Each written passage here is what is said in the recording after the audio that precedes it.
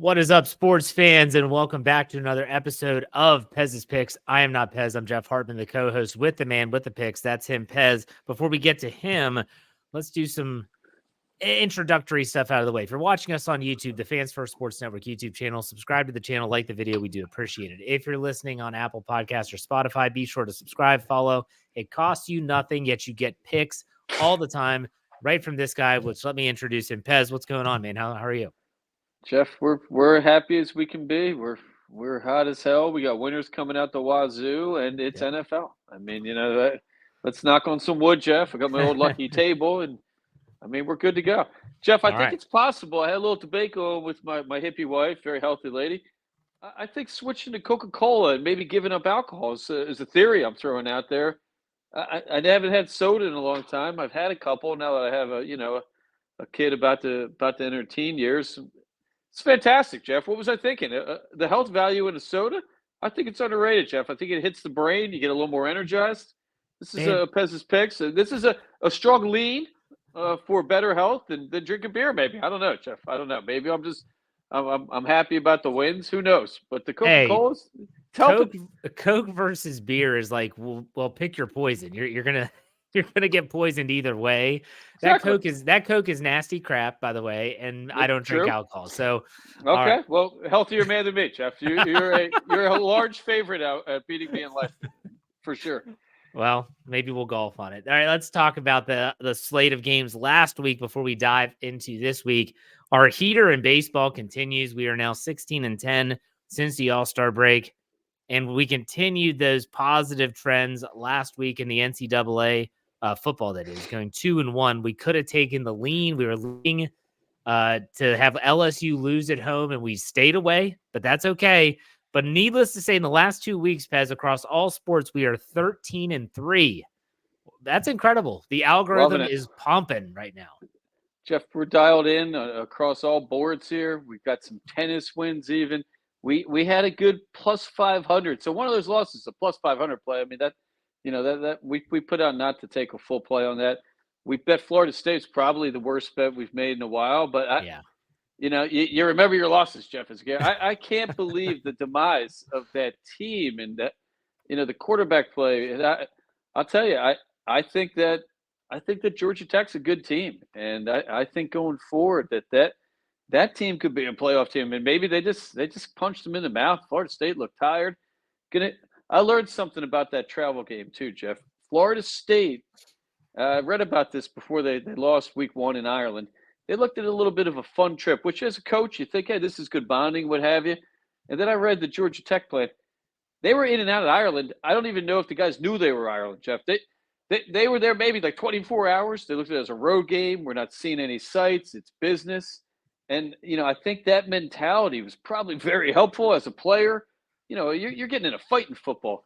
You lose your edge when you're tourism, Jeff. I mean, you feel like you're at Disneyland. You're eating fish and chips over there. So I think we're going to have some similar rationale with this Eagles and Packers game coming up in Rio de Janeiro, because the Eagles, they're all business going into this one. Okay. These are the little things I think you got to throw into your equation when you're making these bets. It's a mental game, every sport, and you have to find the data advantage, but you also got to think mentality, what's going on, situation, team in and out of the playoffs, and what have you. So, yeah, we're happy, Jeff. We're happy as we can be.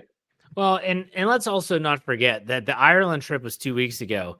I don't think that whether they went over there and they were being the tourists and all that stuff, that has nothing to do with Florida State looking absolutely inept against Boston College. And their quarterback couldn't hit water if he fell out of a boat. And it Poor was guy. awful. And like you said before, we've said this before we hit record on this podcast.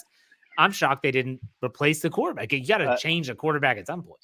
I mean, somebody, one of my colleagues reminded me, their quarterback situation last year was awful after the injury. Yeah. So to think Florida State, who I explained to my son this weekend, that used to be pinnacle of college football power, they can't find a quarterback.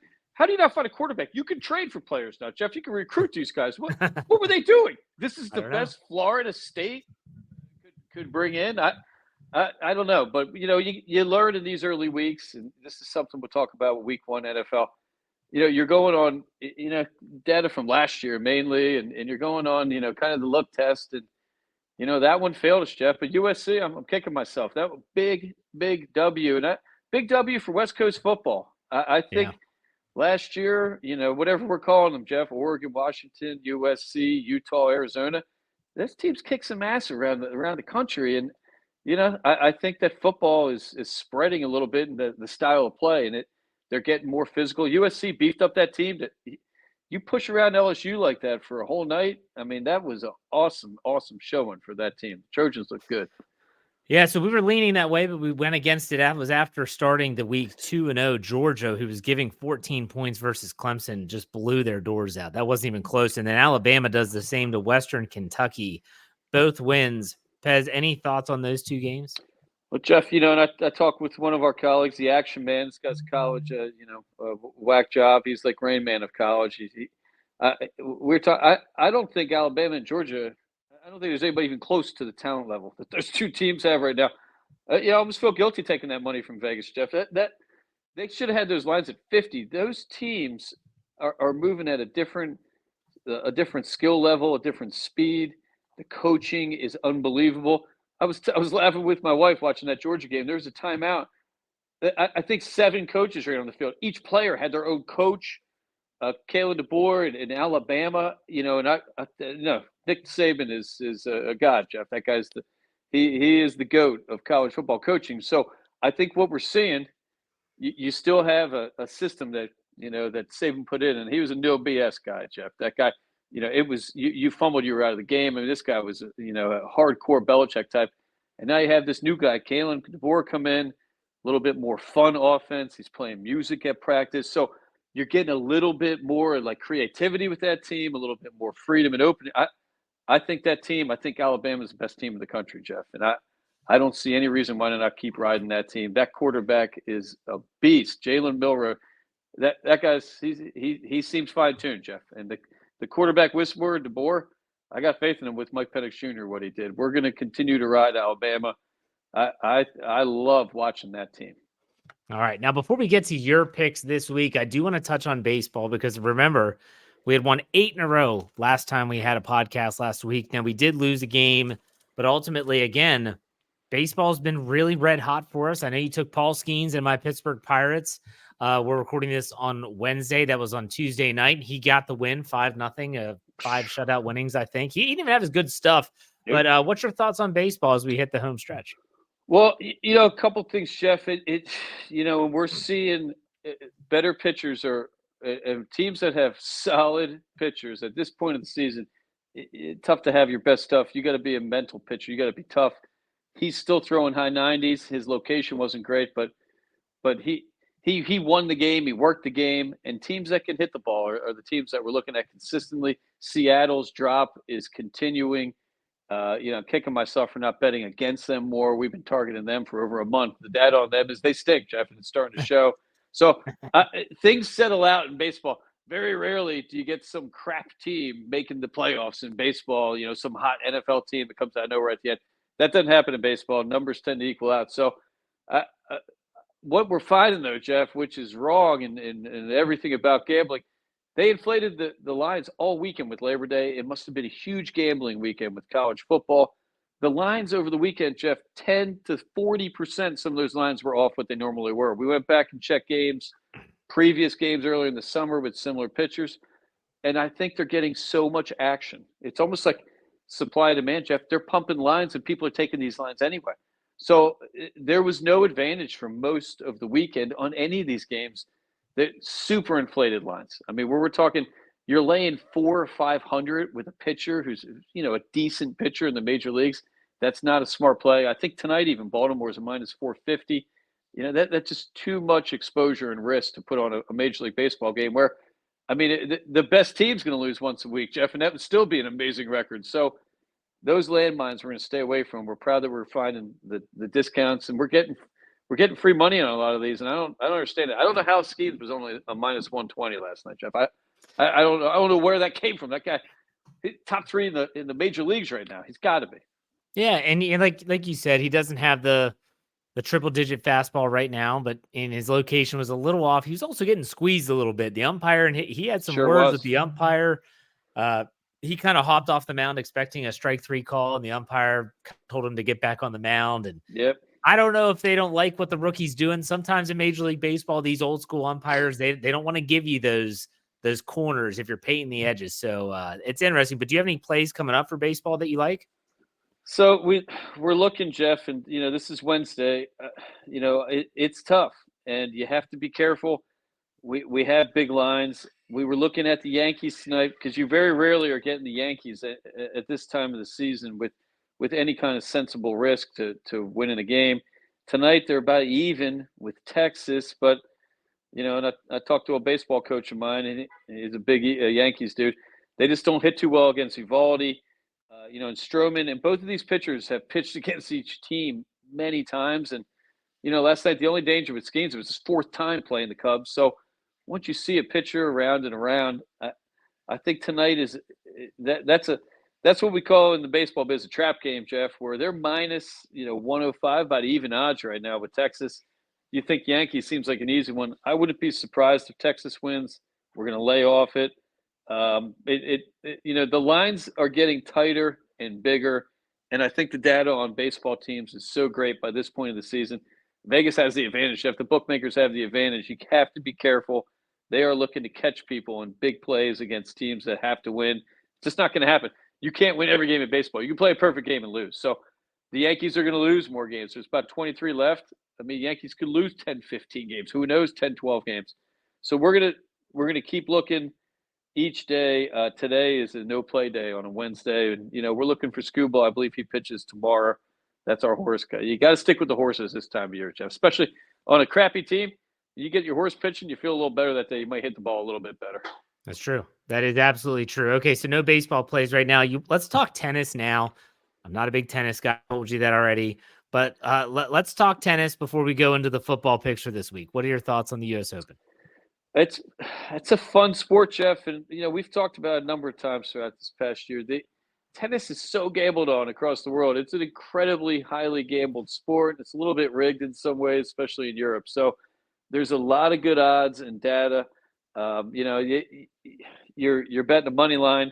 We won with our guy Francis Tiafoe last night. I think he might have been a plus 140 when we got him. Great, solid player. We have two Americans in the semifinals. Jeff, he's up against this guy Fritz, this real big dude. We're going to punch those numbers and see who we're going to take tomorrow. It's a day match as well. So I think that bodes more for the other guy, this Fritz guy, Jeff. You'd like him. He's a big dude. But tennis is, women's tennis is highly wagered on too. And, we want to take a couple plays. We didn't.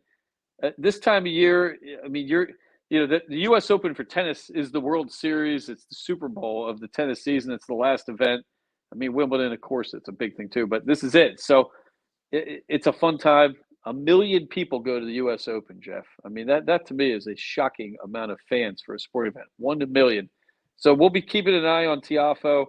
Could have a little bit of a future bet on winning the tournament. We'll be punching the next day or two. Okay. All right, let's talk about the picks this week. And by the way, if when we're talking about leans and things of that nature, that means that you got to pay attention to other outlets, not other outlets as in other bettors, but other outlets as in Pez's picks on Twitter and on Instagram. That's where you're going to get those final decisions. So when we get to the NFL, which we'll do that second, you're going to see us talk about a game day decision. That means you got to be paying attention because we do this podcast once a week. Could we eventually develop into twice, possibly during football season? But right now we're once a week. So if you want to get those picks, you got to make sure you're checking out Pez's picks. It's at Pez's picks, both on Instagram and Twitter. But let's start on NCAA. College football, there's two for sure picks with a lean. The first, the Utah. Utah is a ranked team. They are a good-looking team right now versus Baylor. They are at home, and the Utes are giving 14.5, and you're saying take Utah here. The one thing Utah last year, Jeff, people didn't really know too much about them. Their defense was solid. I mean, they had a great coach. The coaching there, it's a different kind of football. Quarterback started out hot. I mean, 5 touchdown passes, Jeff. And I think defensively, and these teams out west, they seem to have beefed up, size-wise and talent-wise. And I think Utah is probably a top 10 team, Jeff. Could be a sleeper pick to make the the NCAA playoffs. By the end of the season. Schedule, I mean, they've got Arizona. They don't have too many tough games, so I think we get a little steamrolling effect with Utah. I love the way the team plays. I love the quarterback. I think 14.5 against Baylor is a little bit of a discount, Jeff. So, we're seeing that too. They're inflating lines, I think, more than they're caring about getting these lines as tight as they can. I don't even think they care about balancing out bets anymore on this gambling, Jeff. More money gambled on sports wagering than in the United States New York Stock Exchange. So I think for Utah Baylor, this is just kind of a 2-touchdown game they're looking at. I think they're a 3 to 4 touchdown level team over Baylor. We love this one midday on Saturday, Jeff. Big game for Utah. All right. Now the next game, because we like Utah again, minus 14.5, take Utah over Baylor. Colorado at Nebraska. Nebraska is giving 7. Okay, they're at home. You're saying take the Cornhuskers. What do you think about that one? A similar style, Jeff, to Utah. Great win last week. They just blew out UTEP, who generally isn't that bad of a team. That Nebraska had some good results last year. Quarterback, he's a freshman, Jeff, but he looked great last week. They say he's an upgrade. They're talented all over on both sides of the field. Defensively, they're fantastic. And again, this is a big game for them. It's a primetime game. They're playing primetime, Jeff. They're playing Colorado.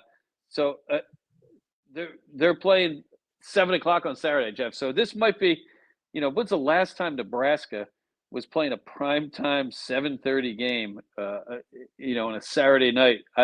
I love them. I think this is a game they had marked. You beat Colorado, you're on the map, Jeff. I mean, CU that's a tough team at home, given 7. I love it. Again, I think they're a little underrated. I think the line is a little underrated. Same situation as Utah. I love them over the Buffs. Big night game, Jeff. Love it. Love this situation. So going against Coach Prime. I'm surprised. Actually, no. You know what? This is the Colorado U, not Prime. I confuse prime time. Is this Colorado? This is prime time at night. They're playing 7:30, not prime time, Dion. Yeah. So this is Colorado. Oh yeah. You're talking University of Colorado or Colorado State? Colorado University. They're playing the prime time and his son. Yes, sir. Yeah. Got it. All right. Good. Perfect. All right. And I think Dion is a decent coach, Jeff, but I think he's a little over his head in this situation. I don't think he had enough experience to get. I mean, we'll see. Last year, that team let us down a little bit as the season went on. They started hot. His kid's great, but I think in this situation, I think he can be with Nebraska's defense can keep him in check, and I think you have to see a big win from Nebraska Huskers. All right, we'll see. We will see. Now you have a lean. We had a lean last week. You didn't take it. You said you're going to see how this goes. You have South Florida at Alabama. Alabama, these lines are just absurd. Alabama giving 31 points. Pez, you're leaning towards Alabama here. This is insane. Well, Jeff, we're taking a look at USF, and they did win last week, but it gets a small school, Bethune-Cookman. I don't see how Alabama doesn't blow this team out exactly like they did Western Kentucky. Western Kentucky, not a horrible team, Jeff. They beat the quarterback out of the game. He's a big transfer guy. The guy's like 6'7". He's a good quarterback. He's got a gun. He was out of the game by halftime, Jeff. I think it's more of the same. South Florida does have some athleticism, but I don't think, with the coaching situation and Jalen Milroe, I don't think there's a team that's got more talent. I think they even have more talent than Georgia right now, Jeff. I think we're looking at, a potential national champion team right here, and I love everything about Alabama. Their defense was just as good as their offense. I mean, that they're in a situation right now where they're having fun, Jeff, and that's a dangerous thing to have in a college program. I mean, that Kalen DeBoer, he's like the Ted Lasso of college coaching, Jeff. These guys, they're happy. Mike Penix Jr., it reminds me of last year. I mean, they were having fun winning those games, and I love Alabama this week. We're going to take a look at South Florida. We're going to make sure about some injury report situation too, Jeff, but I love it. All right. We'll see how that goes in college, see if we can keep our good vibes going. Let's go to the NFL. I'm excited for this. Week 1 is finally here. We have 3 guaranteed plays and then a game day decision, but we're going to go in chronological order, starting with the Friday night game. Your Eagles -2.5. Last time I looked, I saw it was -3, so that's changed a little bit. And that's versus the Green Bay Packers down in Rio de Janeiro down in Brazil. What do you think? You like the Eagles here? I'm not shocked you still have your hat on. Well, yeah, I mean, Jeff, the Kelly Green. I don't. I've read a report that the area they're playing, the stadium green, is like a trigger color. It's a rival color team. So I believe we're going to see the Philadelphia Eagles in a blackout, black pants, black shirt, black hat. Jeff is what I'm hearing. I think we're going black helmets for the first time in team history. Love it, Jeff. Uh, they're laying 2.5. This line opened as a pick. I think we took it about 6 months ago. Whenever the first lines came out. I just think with the running back situation that the Eagles are now in, I think it just provides too many questions for defenses to answer. Saquon and Jalen running the ball, and plus Jalen's passing ability. And, if all is true, what we're reading, kid worked on his game again in the offseason. He's a coach's son. Quarterbacks, coaches' sons are always working on their game. They love looking at tape. And he talked to defensive coordinators that beat him last year, Jeff. I like this kid a lot. He's humble. I mean, the running backs, the wide receivers, forget about talent level, Jeff. Our defense got better. And I think the Eagles are looking at going on this trip. Some of the players have announced they're scared. They're not leaving the hotel. The Eagles are going to be on the ground in Brazil less than 48 hours, Jeff. They're landing Wednesday night or Wednesday morning, or what is it, or Thursday or Friday. Yeah, Wednesday night they're landing.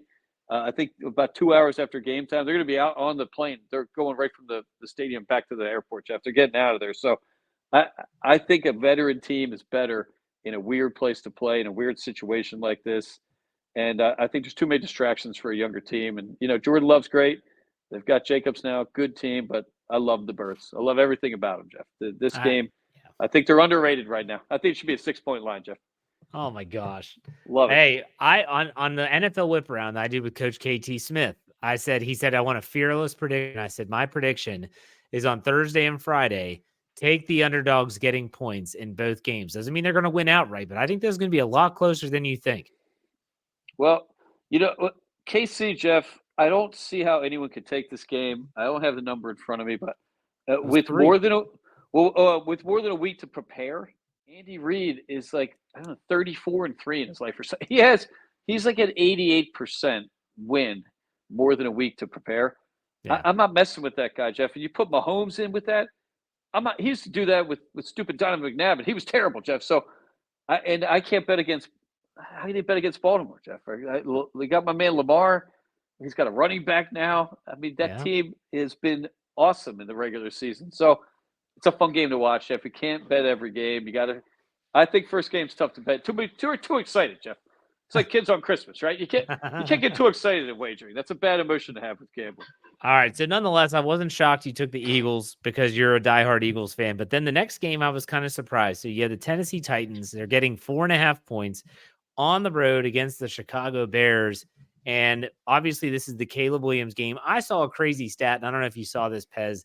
The number one overall pick, who is a quarterback in like then, I don't know if recent since the merger in week one is like 14-1. It's insane how horrible they do in week one. So you're taking the Titans getting 4.5 on the road here. What do you think?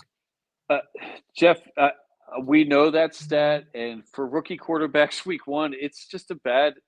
CJ Stroud's lightning in a bottle, Jeff. We're not going to see that very often. And, I have questions about Caleb a little bit, his mentality. We got to see him on the Hard Knocks. He's walking around a little bit too confident, Jeff, a little bit too California, in my opinion. He's trying to convince people I don't get nervous. And now the players are talking about with him. We're seeing on the show. That kind of motivates defenses a little bit, right? Like, they don't like rooks coming in making it, like it's an easy league. I mean, that's the hardest league in the world to be a player in the NFL and to be a quarterback. So I think Will Levi, Jeff, has the potential to be the breakout player of the NFL, quarterback for the Titans. Great numbers to end the season last year, Jeff. This guy, he's got a full package. I think he can see the field. He can run a little bit. Athletic dude. I think this team is going to surprise people, Jeff. We love the Titans in this situation. And Hard Knocks, that doesn't bode well for your numbers either. Teams that are on Hard Knocks have a lot of bad luck in history, Jeff, right? I mean, that seems to be like being on the cover of Madden, to the point that it's a curse. So love the Titans in this situation. I think they're a sneaky team this year. Are you doing the Levi thing on purpose? This is the second week in a row you've called him Will Levi. It's Levis. Will Levis. Jeff, he owns the jeans company. I don't know if people know this. This guy's rich. His family He is sponsored by Hellman's. He is sponsored by a mayonnaise company, and that is not a joke, by the way. This guy wears Levi's under his uniform, Jeff, okay? Like Scooball, he will forever be Levi to Pez's picks. How could you not call yourself Levi, Jeff? What kind of American has that name and doesn't go by Levi? You just start saying it's Levi. Levis, give me a break. That's nothing cool about that name. Levi's a cool name. I get it. I love this dude. Big dude. I think, in a little bit, I mean, it's quarterbacks, Jeff. These are ego guys. He wants to show people that maybe Caleb isn't as good as him, right? I love the Titans in this situation. Yeah. Revamped team. They did a lot of maneuvers in the offseason. I like them. All right. The next game is Texans-Colts, an AFC South matchup in Indianapolis. And even though they're on the road, the Texans are giving 2.5 points. And you say, take C.J. Stroud, take the battle-tested Houston Texans. Even though Anthony Richardson's healthy, Jonathan Taylor is healthy, the Colts look like they are loaded in terms of being able to run the football. The Houston Texans, you're saying take the Texans minus 2.5. Richardson seems like he's could be a good quarterback, Jeff, but he's not a C.J. Stroud. I mean, there's no comparison. So, in the quarterback, we put a lot of emphasis on that. So I think that's a 1+ advantage for C.J. Stroud in Houston. Running back situation, Joe Mixon, not a bad running back, Jeff. I mean, the guy's got good numbers. Maybe Taylor, maybe similar, right? But then when we get into, I mean, you got Stephon Diggs, Jeff. It's an exciting time for the NFL. This guy's gonna be catching balls from C.J. Stroud. Again, the only thing that scares me about this game, if Texas was laying 3.5 or 4.5 points, I'd feel better. The fact that this line is so light, it scares me a little. And it opened at 1.5, Houston laying. Now it's up to 3. I think them opening at 1.5. That scares me a lot, Jeff, that Vegas and somebody knows something that Pez's Picks doesn't know and the gambler doesn't know. It seems too easy.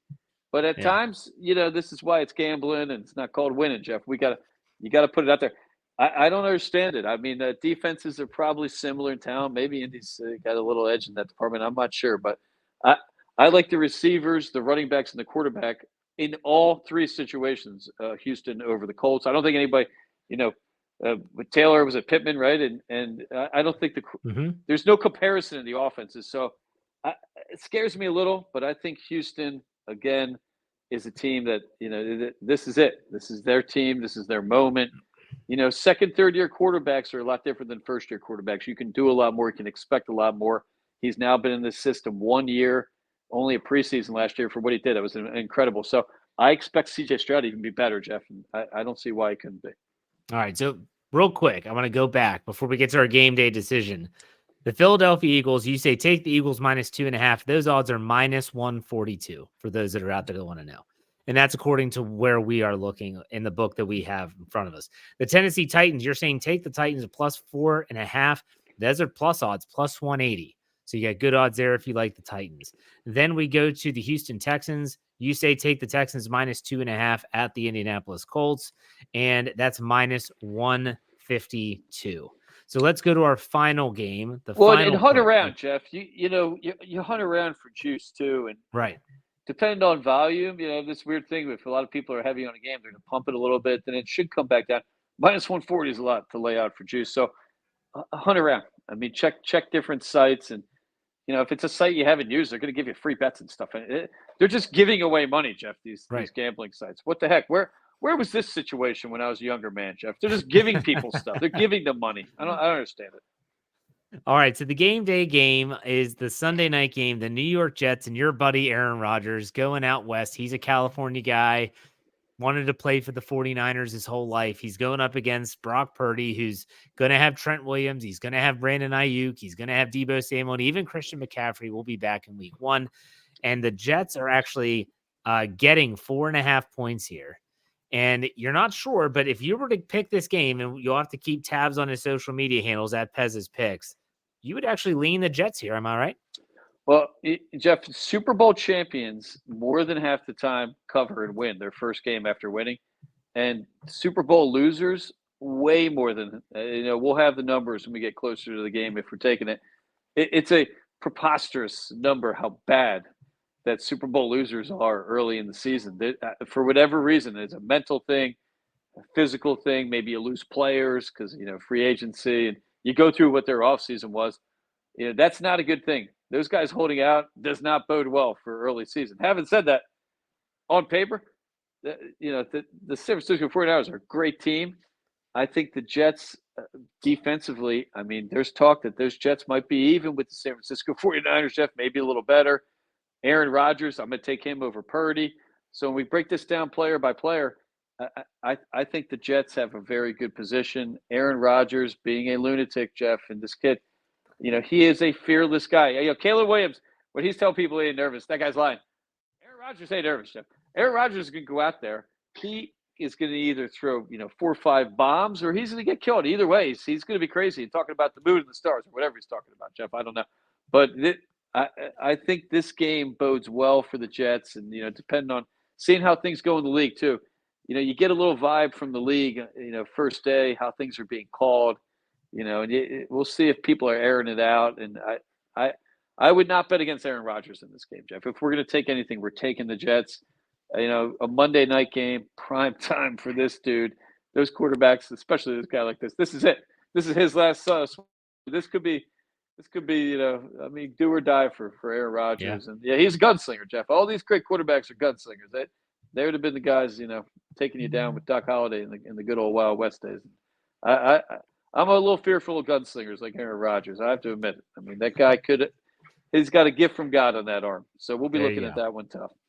All right, and that's plus 168 in the Jets' favor. If we do end up taking that, it's a game day decision. So again, make sure you check out @Pez's Picks on both Twitter and X and on Instagram to see if we end up riding with that game or not. But there you go, a full slate of picks. Pez, any final thoughts about the week? Jeff, I am sad, I'm worried. Primetime Deion Sanders, one of Pez's Picks' all-time favorite NFL players, Jeff. He was a gambler's dream. That guy had more special teams touchdowns and pick sixes to win you money. You could not bet against Deion, Jeff. He is a Hall of Fame gambler's dream player. Love him. That's my only concern, Jeff. But what? Sometimes you got to bet against the people you love, Jeff. I mean, hey, if the Eagles ever don't look good, we might bet against them one time. We'll see, Jeff. But don't say that in South Philly. I don't want to get pumped off. All right, this has been great. I'm going to enjoy the weekend's games. I'm going to keep tabs on your picks as I always do. In the meantime, make sure you check out Pez's Picks on all platforms @Pez's Picks, and we'll be back next week for another podcast. Hey, Pez, enjoy the games this weekend, man. You too, and go Birds, and good luck to Steelers, Jeff. Good luck. Thank you. That team. All right, see you Later.